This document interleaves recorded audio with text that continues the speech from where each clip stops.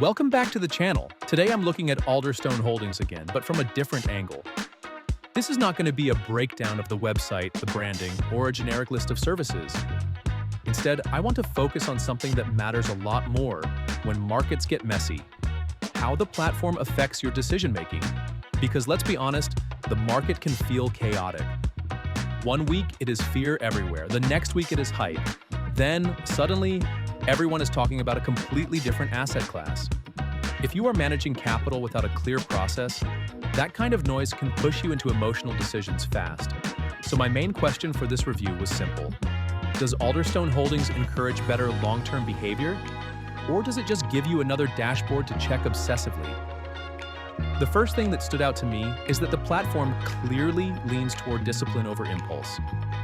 A lot of modern investing apps are built to keep you active.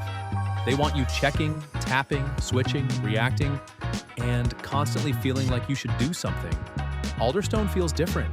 The experience is more structured, slower in a good way, and built around a long-term framework rather than short-term excitement. During the profile setup and planning process, the focus was not just on basic numbers. It was more about investment horizon, risk tolerance, long-term objectives, and how the portfolio should behave across different market conditions. That matters because a serious wealth management process should not start with what is hot this week.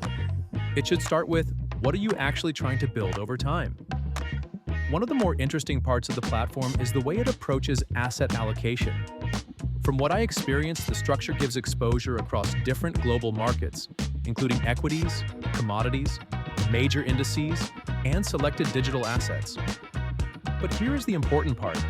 It does not treat every asset class the same way. Digital assets, for example, are not presented like a casino-style side bet. They are handled within a broader allocation framework with controls, limits, and risk awareness built into the process. For me, Alderstone's biggest strength is the guardrail system. It pushes you away from constantly trying to time the market and toward thinking in terms of process, allocation, and capital preservation. That does not mean it is perfect, though. There are definitely some trade-offs. The first downside is that this is not a platform for people who want ultra-dense technical charting all day. If your style is short-term trading, candlestick patterns, indicators, fast entries, and constant market timing, Alderstone is probably not built for you.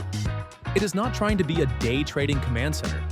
It is much more focused on long-term portfolio structure and controlled decision-making. The second downside is that the rules-based approach can feel restrictive. You cannot just micromanage every individual holding on a whim, or constantly swap positions because you saw a headline. Now, depending on your personality, that can be either a weakness or a major benefit. If you know you are prone to overreacting, those guardrails may actually protect you from yourself. The dashboard also reflects that philosophy. It is more about clarity, commentary, and long-term context than flashy visuals or rapid-fire trading tools. Personally, I found that it changed the way I thought about the portfolio. Instead of asking, what should I do today? I found myself asking, is the long-term plan still intact? That is a very different mindset. My overall take is this. Alderstone Holdings is best suited for investors who want a structured, disciplined wealth management environment, rather than a platform built for constant action.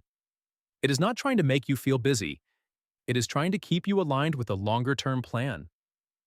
Found this review helpful? Like the video, subscribe, and enable notifications to stay updated with our latest platform reviews.